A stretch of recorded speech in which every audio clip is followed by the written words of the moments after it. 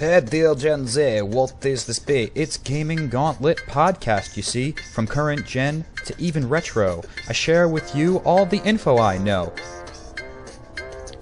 We pull samurai blades, don't forget to save. This gauntlet can flaunt it so even trolls are phased. Come push start, get ready to play. Gaming Gauntlet is here today.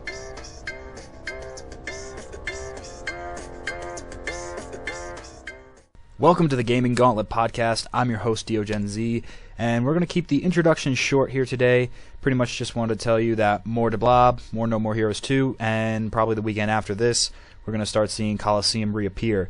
I might just chop it up so that the Blob and Coliseum alternate. We don't know. We will see. But I also wanted to let you guys know I got a new controller. It's called the Afterglow, and obviously you could tell why.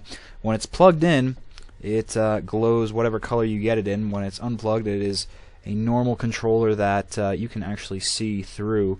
That's not just a light kind of opaque plastic on there. You can actually see the circuit boards and see the sensors that know when the toggle stick is going which way it is. And the best part, I think, is when it glows. Oh, pretty awesome. The only thing I might complain about is in the very, very dark. This can sometimes like get in your eyes, but as soon as you hold on to it, it usually doesn't become an issue. So the Afterglow 360 controller, awesome for Steam games, often awesomely used also for 360 since this is the controller it's intended for. And that's appropriate segue to what we're going to be doing next, which is the interview with Christopher Volpe, a Kickstarter indie developer who's working on a game right now for the XBLA arcade and possibly some other things on other platforms. And he will talk about all the experiences in programming, some of the challenges, and his kind of affinity with the platformer genre overall.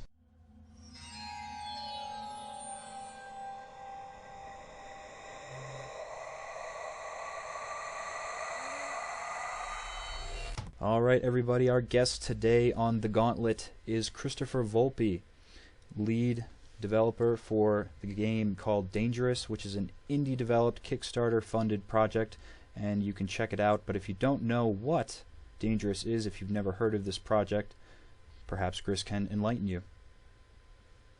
Yeah, well, first of all, thanks for having me on. So Dangerous is a 2D action shooter that we started about 9 months ago, but really a lot of that was just sort of building the system out and learning the physics engine and whatnot.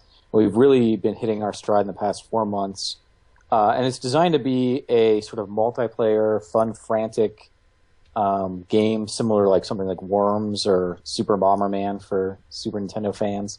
But the idea was to create just a quick, fun game that had enough complexity to kind of keep you still engaged over time, but was simple enough that you could just pick up and start playing and having fun with your friends. Yeah, that's really cool that it's a multiplayer game that focuses on people being in the same room with each other.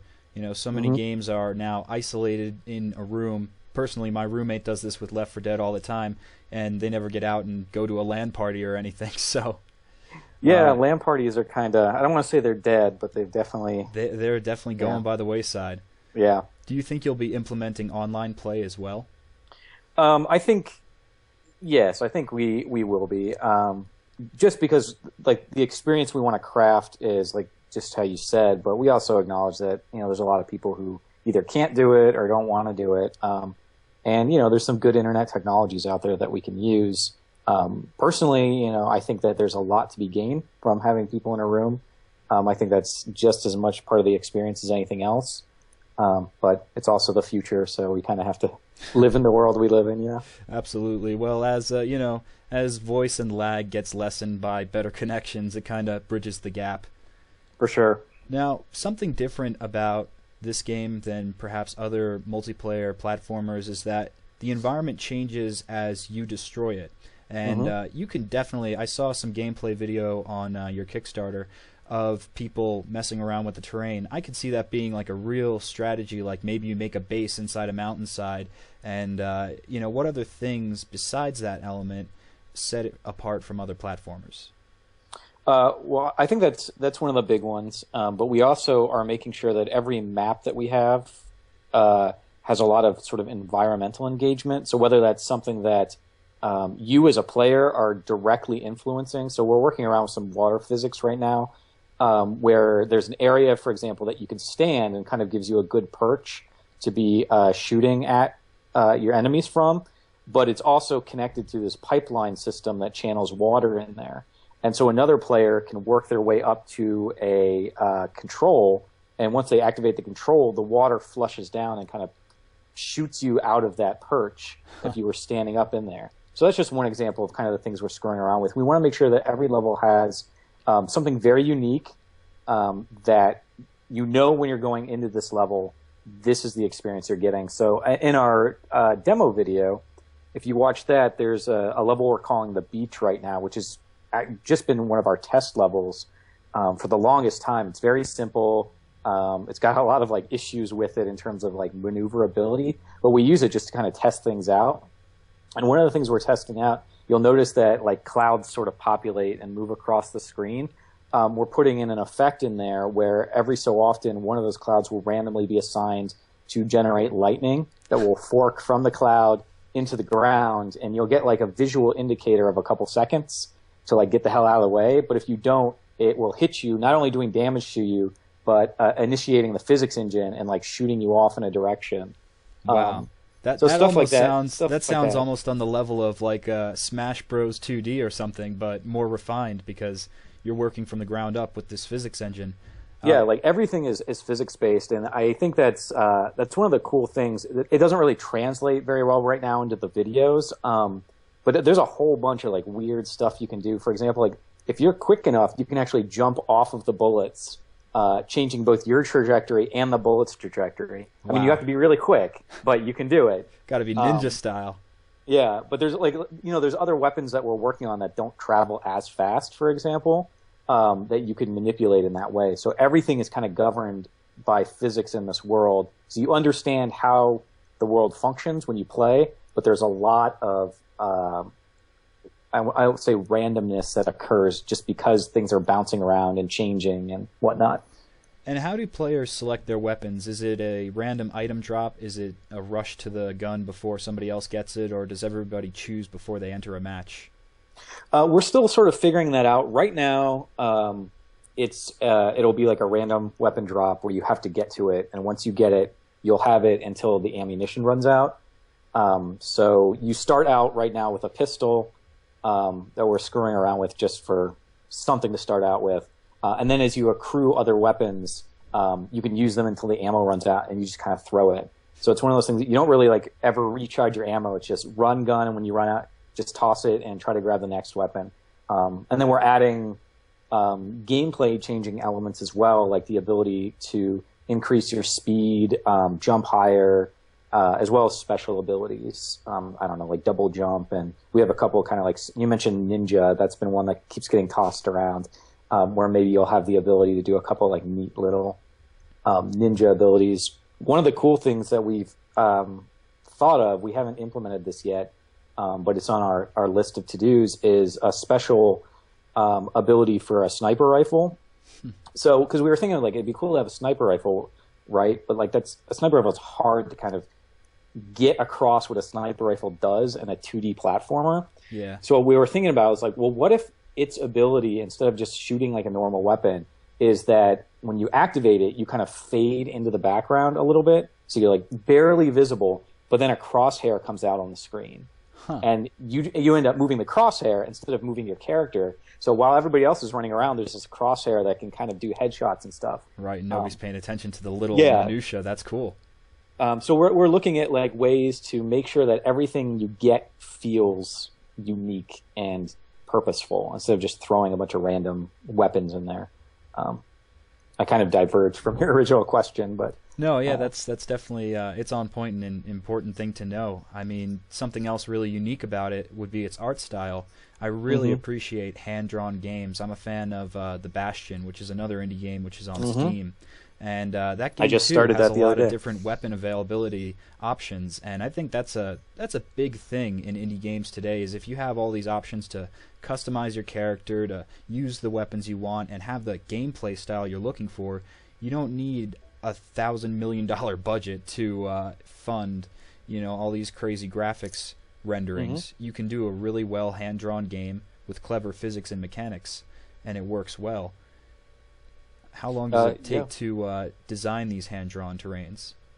So I would think we made the decision early on, just because one of our artists has a very unique and really interesting style, that we wanted to kind of go with that. And I would say that probably slows up the pipeline more than anything else.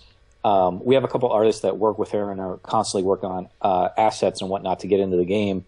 But it's more difficult than creating a scalable vector graphic or something that we can just easily cut, paste, and rescale.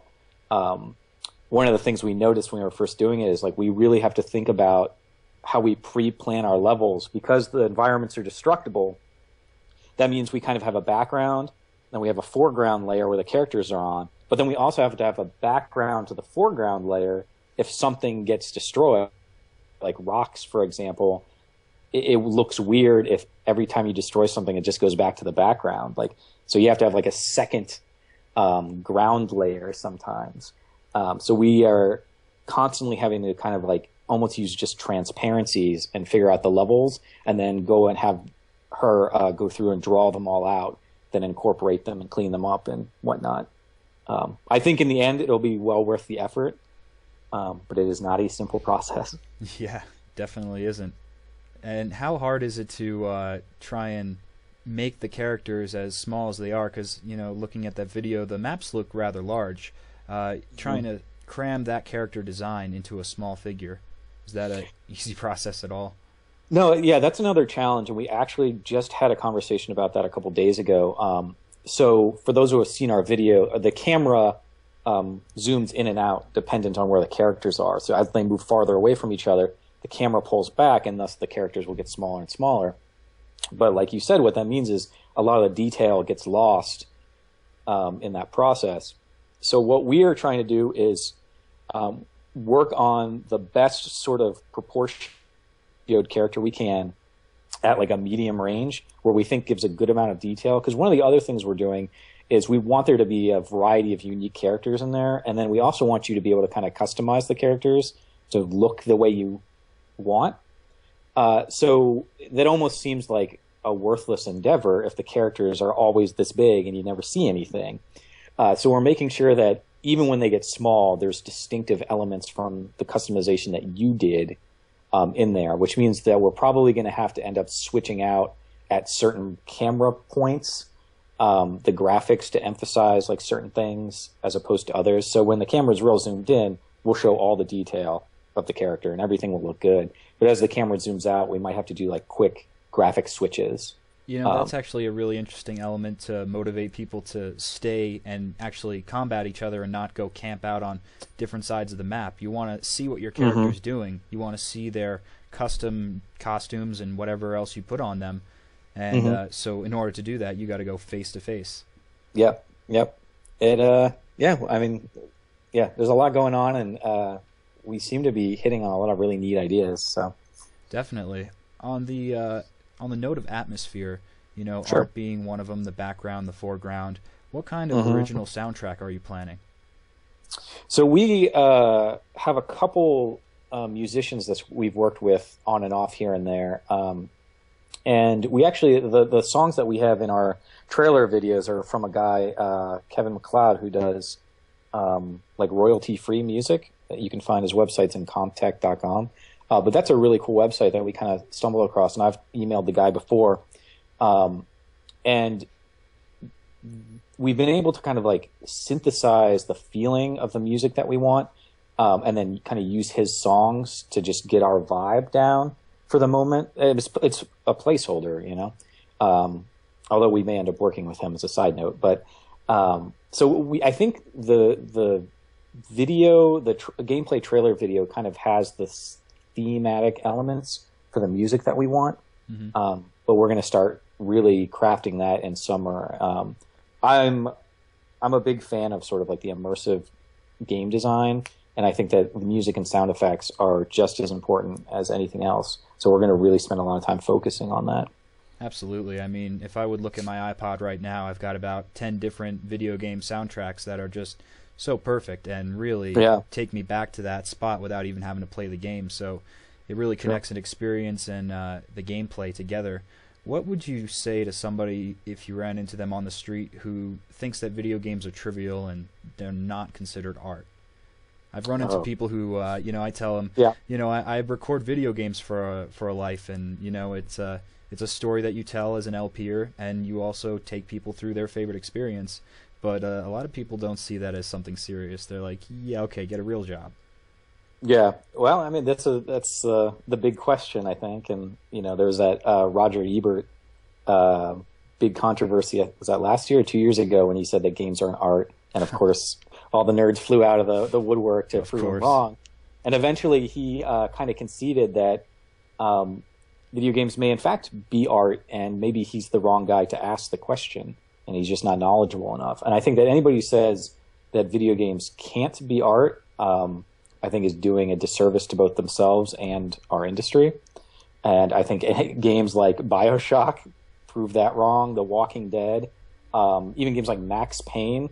I just recently beat Max Payne 3 like a month or two ago. I mean, that game in essence is a movie that you get to kind of hang around with for a while. Yeah, right.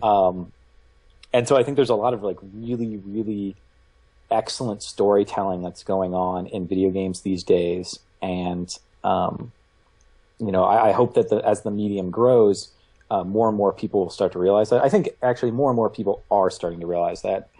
People of our generation, I don't know how old you are, but people of my generation sort of grew up in like the console boom, if you will, with the Nintendo and Super Nintendo and whatnot.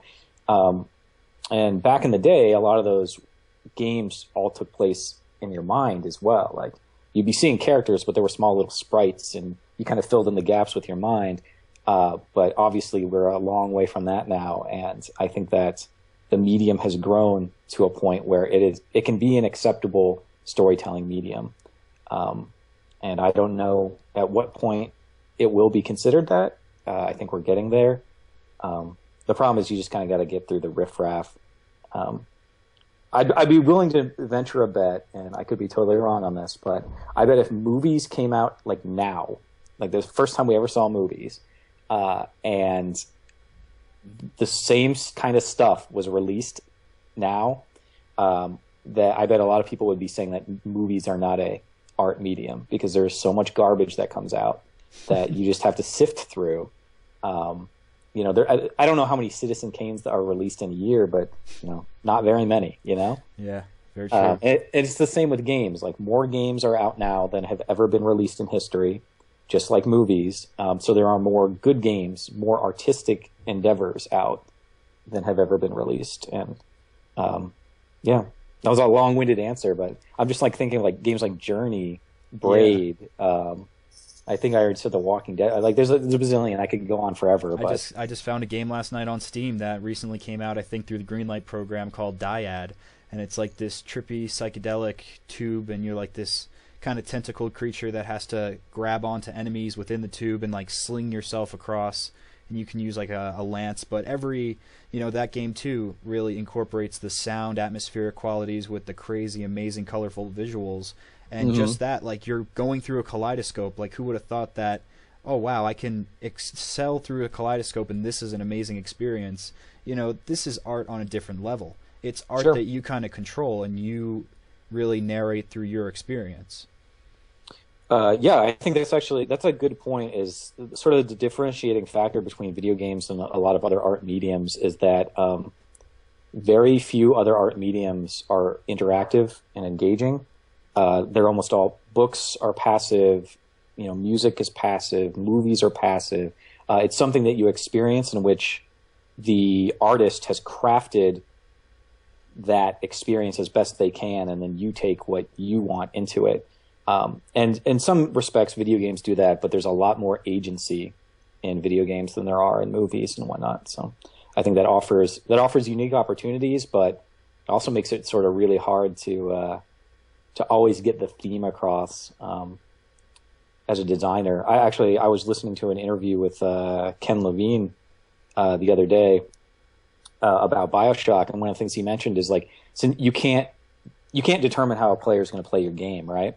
And you have a game like BioShock where a lot of that game is based on the details and picking up things like the voxophones and getting those audio recordings. But a player might just run through all of that. You know, it's a roughly 10 to 12 hour game, and a player may beat it in 6 hours and have missed 60% of the stuff that was littered in there.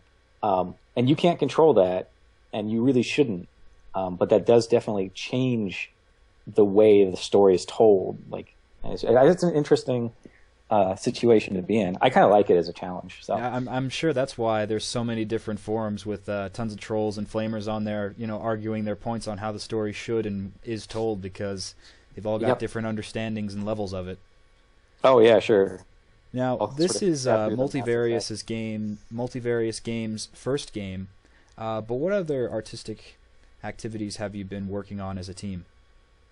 So I think Multivarious Games is kind of interesting because myself and my two partners, Devin Moore and Wesley Adams, we all have art degrees, which is kind of interesting. So Devin's a programmer, Wes is a graphic artist, and I'm, for lack of a better term, like an administrator. But we all have kind of this foundation in art. And so I think we appreciate art and art aesthetics to a high degree, and we view them as being important. And so, you know, that tethers back to kind of our hand-drawn art style for Dangerous, but it also tethers into some of the partnerships we've made over the past couple of years, one of which is with an artist named Chuck Surrey, who is big in the sort of foundational creation of animation, digital animation. And we've been working with him on recreating some of his art pieces from the past, one of which is a Facebook app, strangely enough, that we'll be releasing within the next couple of days here. And so I think even though we're like a game studio, I think we value art very much, and we value artistic endeavors. And even if it's not something that's like, I don't know, directly a game per se, we like being involved with it, and we like adding our talents to see how we can put our influence on the project. That being said, we also have a couple of other games in the pipeline that we will be working on that I think will be pretty interesting. Very cool. Now, how did you all meet? Was it in college that you came together with your ideas and decided you wanted to do this thing? No, actually, we didn't really know each other at all before we started this. Wesley and Devin have known each other longer. I'm sort of the new kid to the group. And we were working on a couple things at this group called, so we have in Ohio, we have a group called the Central Ohio Gaming Group, which is like a Columbus-based social thing for game developers. And that's where I met Devin and Wes, and then we started talking, and we decided to sort of partner up. Multivarious had existed before that, but they brought me in to kind of help with some areas, and then we had a whole bunch of other people that would just show up to these meetings, artists, programmers, designers. We have a writer. We have a architect who does our level design, funny enough. And none of us knew each other from Adam before that. It was just a sort of mutual desire to really work on these products. That's really cool. Yeah, and it's worked out really well. We have a great team. We're learning from each other all the time, which I think is a great experience. And we're a new startup, so none of us get paid right now. We all just do it because we love this industry. We love sort of video games and making games. So. Yeah, absolutely. I hear that all the way. Would you say that making a platformer is easier than trying to do something like a first-person shooter? Yes. I would say yes and no. The obvious yes is that the technical requirements to make a 2D platformer are significantly less. And that makes things a lot easier. It also kind of restricts what you can do. So tethering back to like kind of that art concept, art from adversity. by putting ourselves within these boundaries, we have to be really creative about how we solve problems. And I think that makes sort of the game development process really interesting, and thus is the no portion of this, because we have less options to work with, I guess, in a 2D platformer, as well as I think that you can be a little more forgiving in like a first-person shooter, for example. So if our gameplay is not real tight and our platforming doesn't make sense, the whole game is gone for us. But as opposed to like maybe a first-person shooter where it's like really you just need to move a little bit and shoot a little bit and you might be okay. You can add other elements into that to make it more unique or interesting. I'll tether back to BioShock again, just as an example. Like the first BioShock game as a first-person shooter was not very impressive. Like if you just looked at that game as a first-person shooter, right, you would be like, yeah, I think there's other games that do it much better. But they added a bunch of other elements that made it real engrossing. I think it would be hard for us to add like story and narrative elements into a really crappy 2D platformer and have people willing to go through it. Like we need to make sure that what we're doing is really tight, really fun. Yeah,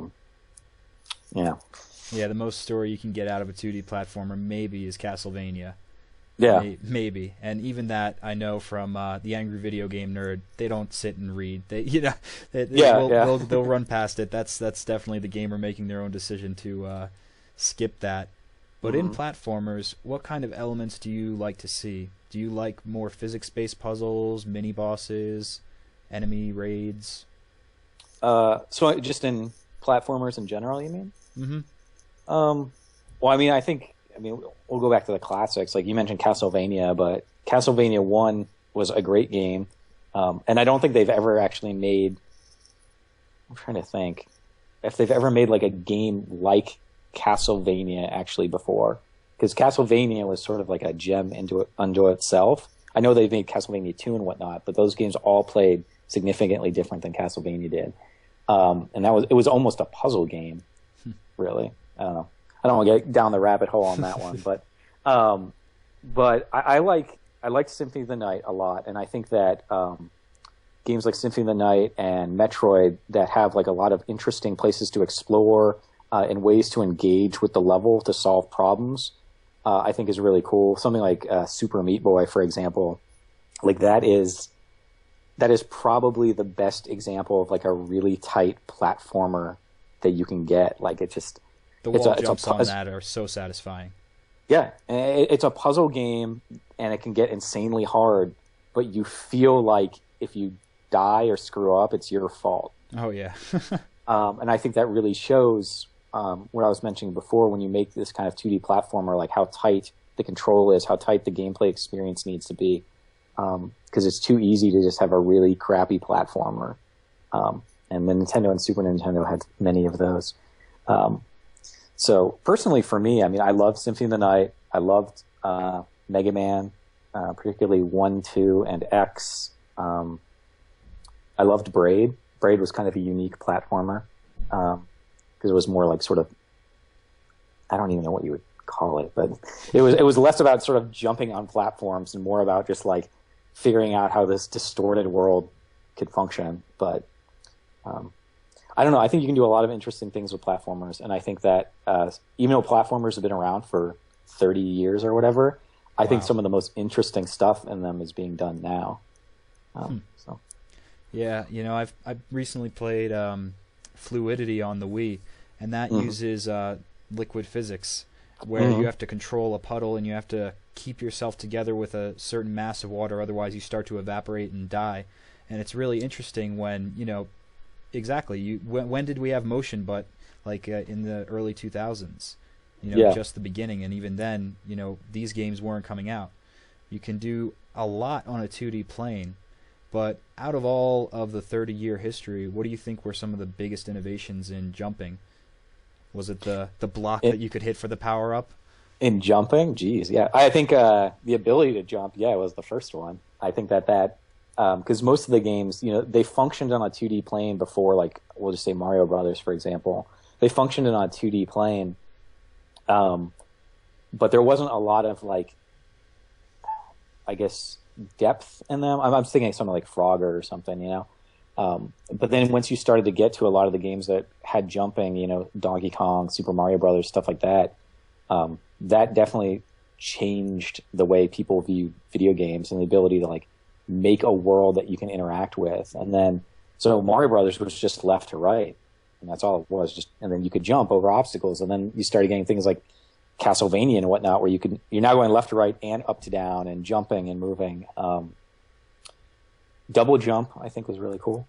For whatever reason, double jumping is just like one of those satisfying things. It definitely is. It's like, I'm jumping on midair. Yeah, like you could just make the character jump twice as high, but it's not as cool. Yeah. I'm trying to think. Mega Man X did a ton of like awesome game mechanic stuff with 2D games and jumping and just like maybe the arm cannon. Yeah, maybe Mega Man and Samus. Yeah, but you could just do like you know, wall jumping and stuff added a lot to like the idea of being able to move through a world, and it fundamentally changes how the game is played. I'm trying to think. Whatever. That's a tough question. I don't even know how to delve into that. We could do a whole other video cast about that, probably. The history of platformers, yeah, definitely. Yeah. Do you have a preference over 2D or 3D platformers? For platformers, geez, I think probably 2D. I think it's hard to. They're getting better at it. Game developers are getting better at it. But I remember the early days of 3D platformers, and I was like, oh my God, it was punishing sometimes. Just how difficult it would be. It goes back to what I was saying about Super Meat Boy. Like, when you die, you feel like it's your fault. But, man, some of those early platformers, you just like, I don't know what the hell is going on half the time. Mario Bros. Lost levels. Yeah. But Mario, what was it? Mario 64 sort of nailed it. Like, they got it really well. But I think I don't play a lot of, I'd say, 3D platforming games. I wouldn't say I play a lot of them. I'm trying to think of like even a lot of them that have come out recently. Most of the stuff is first-person shooters nowadays, but yeah, I think I would probably prefer 2D platforming games. I think like 2D is just easier to get into. Yeah, in some ways. And I think 3D offers a lot of benefits, and a lot of like, particularly in immersion and things like that. But I don't know if platforming is the strong suit of 3D. Right. Yeah. Have you tried the 3DS? Any Super Mario Land? No, I have not actually. Yeah, I mean that's pretty interesting, but it depends how you use the 3D. You know, there are 2D, 1.5D games on 3DS that don't really utilize it too well, and it could have been done on really any platform. But I think if it's 2D, sort of like the stylings that Dangerous is, it's more playable for people. You know, that looks like a game that, well, of course it's inviting with multiple players, but it looks like a game that I don't have to invest tons of hours into learning the mechanics and, you know, learning how to jump and how to adjust the camera. Sometimes that's the biggest problem that 3D platformers come encounter with is, for sure, you know, they just can't get the right sight to make the jump, and that's the whole point, is to jump. Yeah, and I think that the game developers have been working on different techniques, like you know, Legend of Zelda. When they jumped to 3D, they started doing like jump assists, where you would get to the end of a platform and it would kind of help you jump a little bit. But those are all sort of like fixes for a problem that is just inherent with 3D platformers. It makes it difficult. And it's almost like, I mean, there aren't very many first-person shooters that have a lot of jumping because it's difficult to do. And most of the time they just do it to kind of, I mean, they don't even need it. It's like the jump is like 2 feet, but they kind of just want that engagement. They want you excited and feeling like you're jumping around, but it's not really necessary for anything. But yeah, I think that our game like Dangerous, we're really focusing on having it simple to pick up and feel good. And right now, it actually feels really good to play, despite it being like a simple alpha version. The jumping makes sense. The movement makes sense.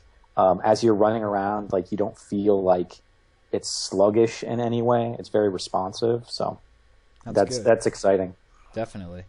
How do you feel that Kickstarter has changed the way that the creators and audiences interact?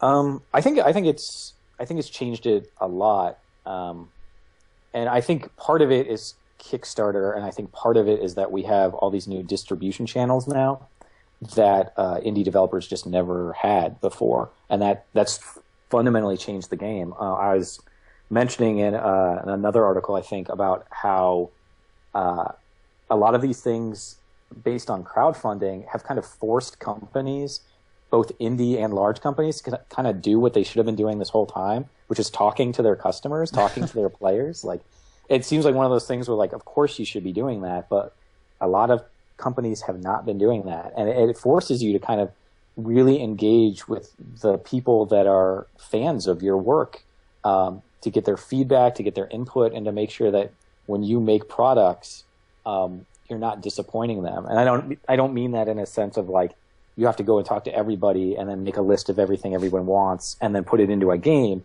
But I mean in a sense that like people are your fans, and your fans are the ones that are going to support you.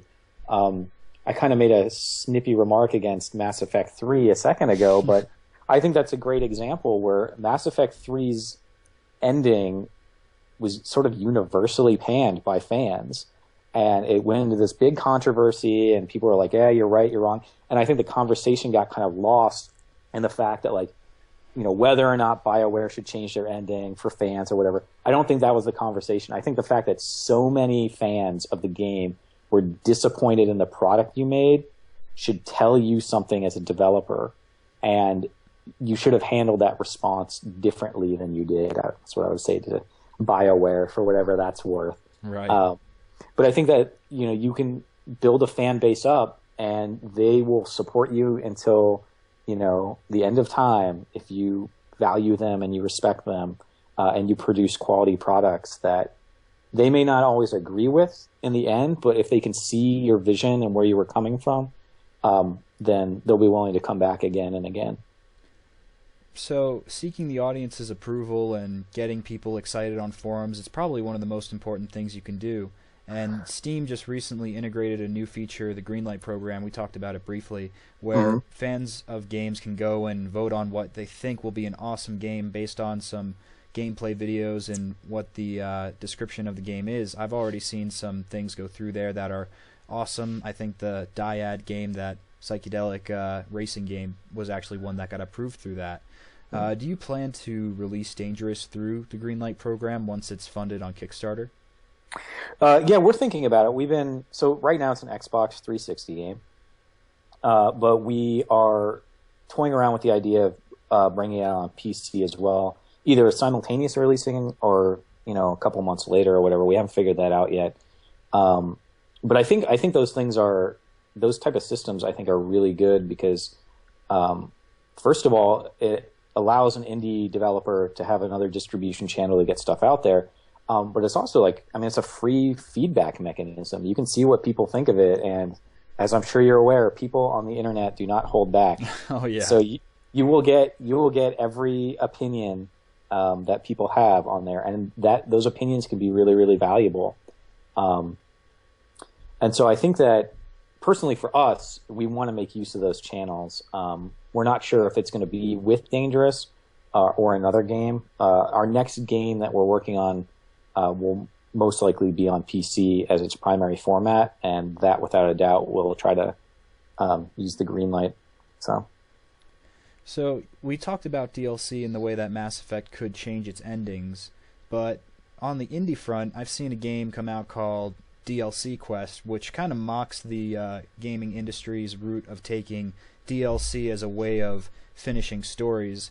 I know, for example, Fallout 3 kind of did this. If you wanted a real satisfying ending, not just, yeah, everybody dies, it doesn't matter what kind of person you are, everybody dies at the Purity Water Station, you have to buy the DLC.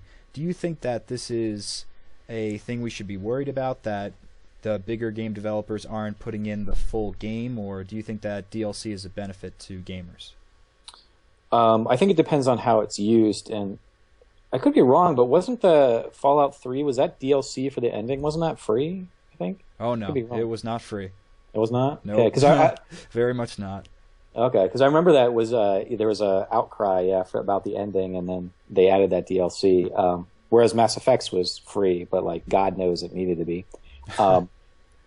I think that, back to your question, I think that DLC is just like any other new sort of technology or whatever. Like, you have to use it well, and you have to make sure that your customers, your community, doesn't feel ripped off, that they feel there's value in it. And I think a lot of times when games come out and it's like, particularly day one DLC, like, I understand the way game development works and that day one DLC is always sort of being worked on in the background, but it just feels wrong when you buy a new game and then you log in and for $15 you get more of your new game. Like, there's just something fundamentally that feels wrong about that. And I think a lot of companies are just using it as a cash grab right now, and they're not really using it as a way to create better content. And I think that it offers a lot. Well, I've played some games like, well, let's talk about The Walking Dead for a second. I mean, that game is like a DLC game, you know, like, and I think that most people felt that the price they were asking for and the way they were distributing it, for the quality of a game you were getting was fair. Like, people found a value in that. And I think that's a good way to go. Whether it's episodic or not, I don't think it really matters. But I just think people need to see the value in what you're producing. And, you know, $60 is a lot to pay for a game. And then you tie on top of that, I forget, somebody calculated it up, like, for the Mass Effect franchise. And if you buy all of the DLC, you're like $300 and something into that game. Wow. For all three of the games, you know? Huh. And you're like, that is outrageous. Like, that's a lot of money to spend on games. So I think as developers, we have to be very cognizant of that. We need to make sure that everything we're producing has a value in it. And if not, like, don't do it. Like, there's no reason to make DLC if it's just to, like, grab money, I guess, unless you want to grab money. But so I don't think it's necessarily the evil that people are making it out to be. But I think there's an inherent trust between the customer and the developer that you are not going to rob me when I purchase your DLC. And I think that's what it boils down to, is trust. Like, I've never bought a season pass, for example, for any game until BioShock Infinite, because I have faith that what they will release will be a valuable experience to me. And I felt that the game itself was very well done and put together, and I felt was complete. So I didn't feel like the game itself was missing anything that I needed a DLC to get the full experience. Right, you know? So anything more was just really cherry on top. Yeah, like it's going to add to my experience. And I don't know, the DLC could be total garbage. I don't know, but I have faith, and I think that says something, because I haven't bought the season passes for any other games before. Definitely. So. A good way to get DLC if you do want it for a reasonable price is going through Steam. They often have awesome sales that, you know, they tend to push me into buying a game that I wouldn't have even considered before, but then I see this game, the whole collection, every, you know, title in the series, plus the DLC, and only $10. You got to be kidding me. Yeah. I can't keep money in my wallet. But yeah, Valve knows what they're doing. EA get that of Steam backlog. EA definitely disagrees with this, with their Origin system, kind of something to rival Steam. Do you agree with their premise? I don't take it by your expression that you do. You know, what, do you think that their reasoning behind it is that putting games on sale diminishes the value of the game? Do you think that's necessarily true as a developer? Do you feel that way? So I'm going to say yes, in the sense that putting games on sale diminishes the value of the game. But my counter answer to that is that maybe the value of your game should be diminished. I think for the past, you know, however many years, 20 or 30 years, but you particularly see it now, is a lot of these major game developers think that every one of their games is worth $60, and it's not. And I think a lot of people are starting to realize that. And now there's distribution systems like Steam, like the iOS and Android marketplaces, where you can get games that will offer you as much fun, if not more, for significantly less money. And it's not always about the money. Like, we can bring in piracy, for an example. I was just talking about this morning. People always talk about piracy, and they think it's because it's free that most people are going to it.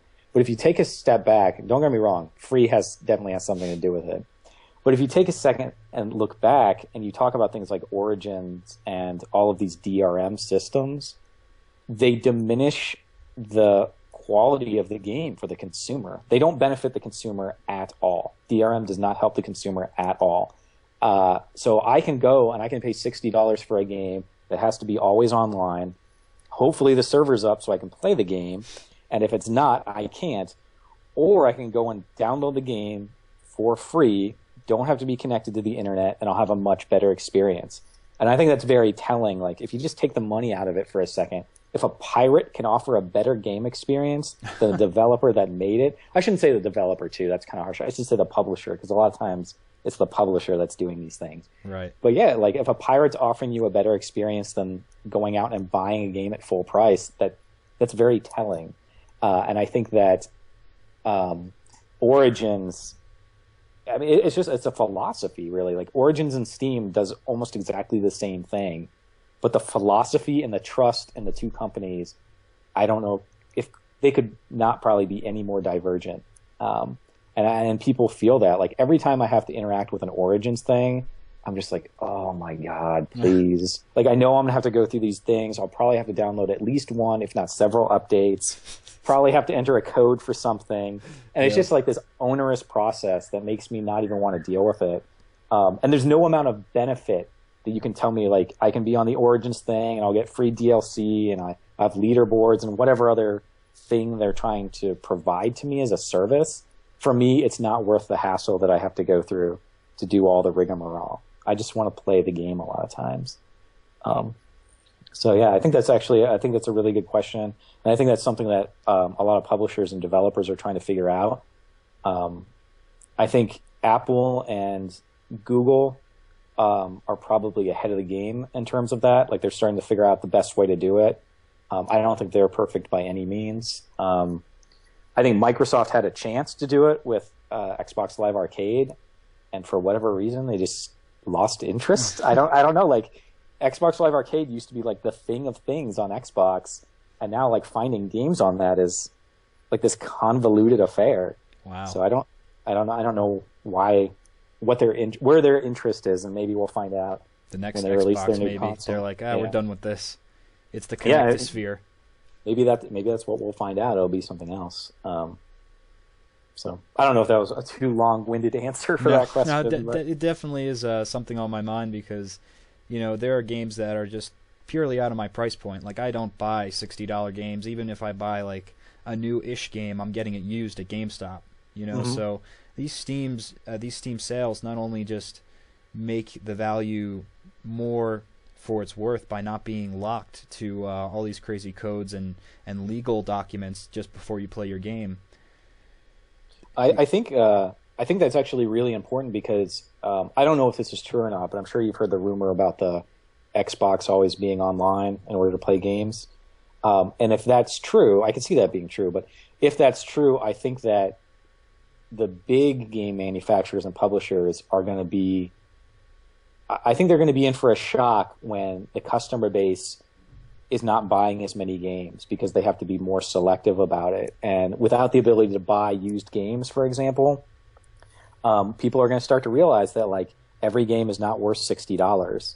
And companies are going to have to be willing to be like, okay, I'll put this out for $40 or I'll put this out for $30. I don't remember. The Walking Dead was what, $20 or $25 for its entire game? I mean, that game is a top-notch game for $20, $25. And I think other publishers are just going to have to start to realize that just because you're a AAA studio does not mean your game is worth $60.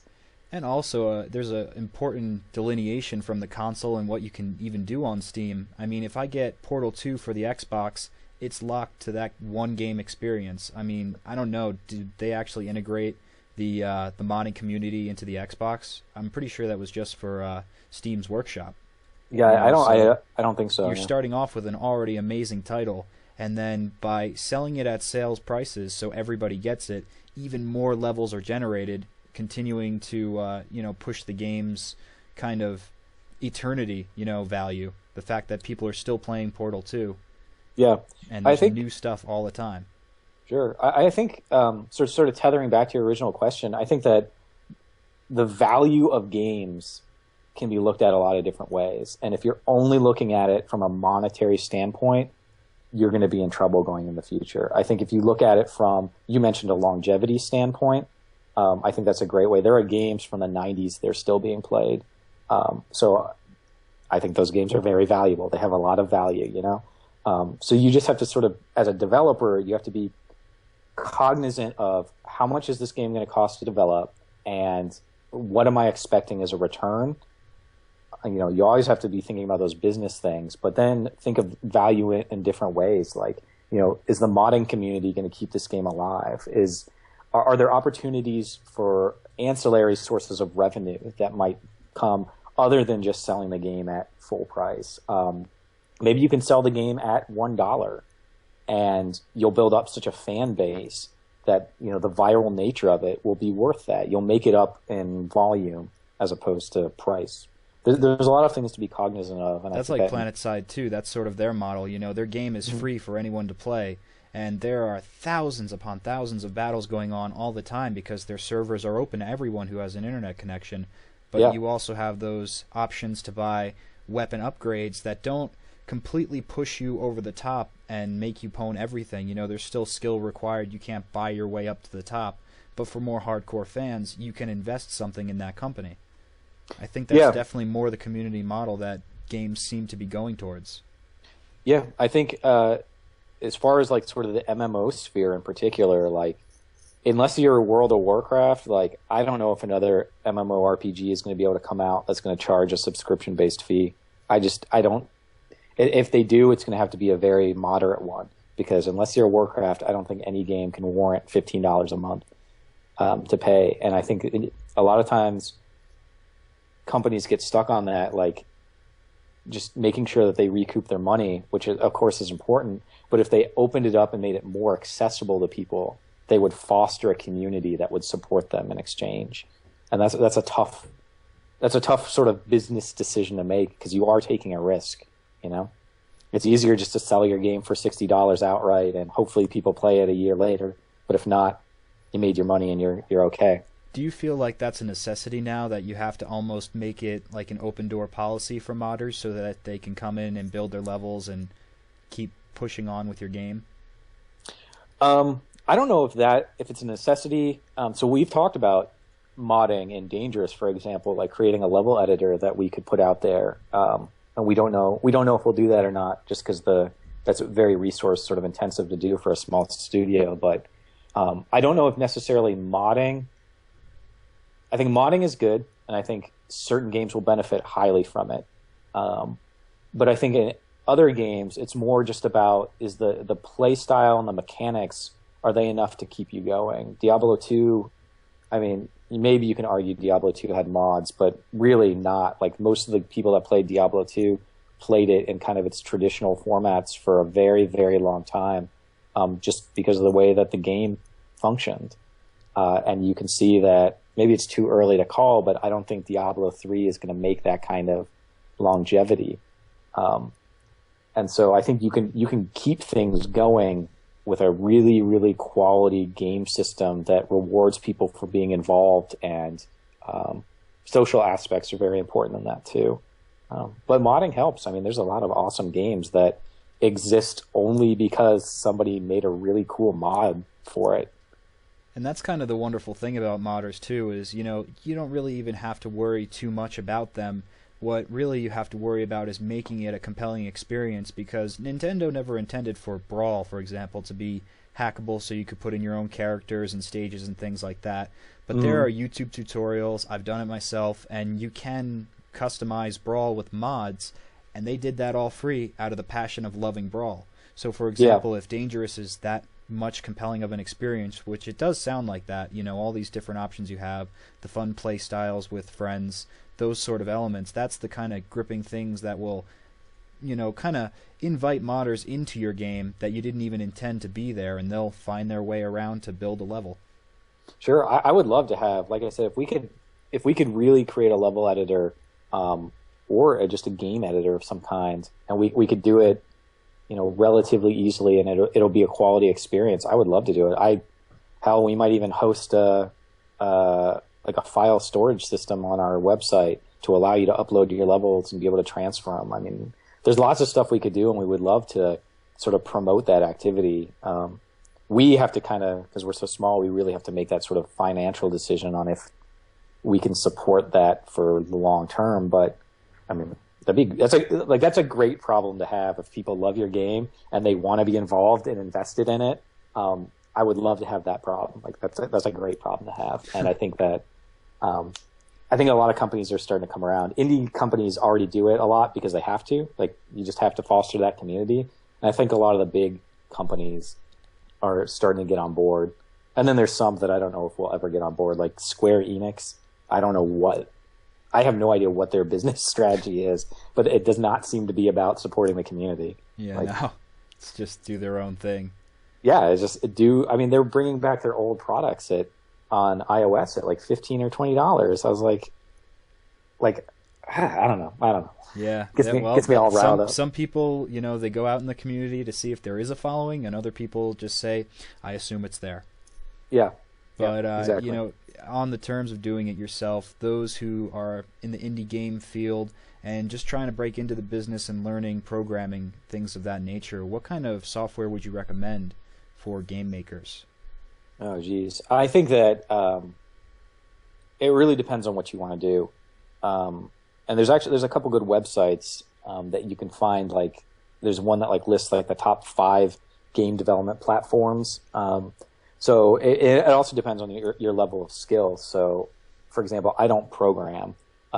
So I have people that on my team that are programmers, and we have artists, and we kind of come together and we talk about the game and the experience, or like, what is the best system to put this on? And that's how we got the Xbox for Dangerous, is because we wanted things like, we wanted a tactile controller feel.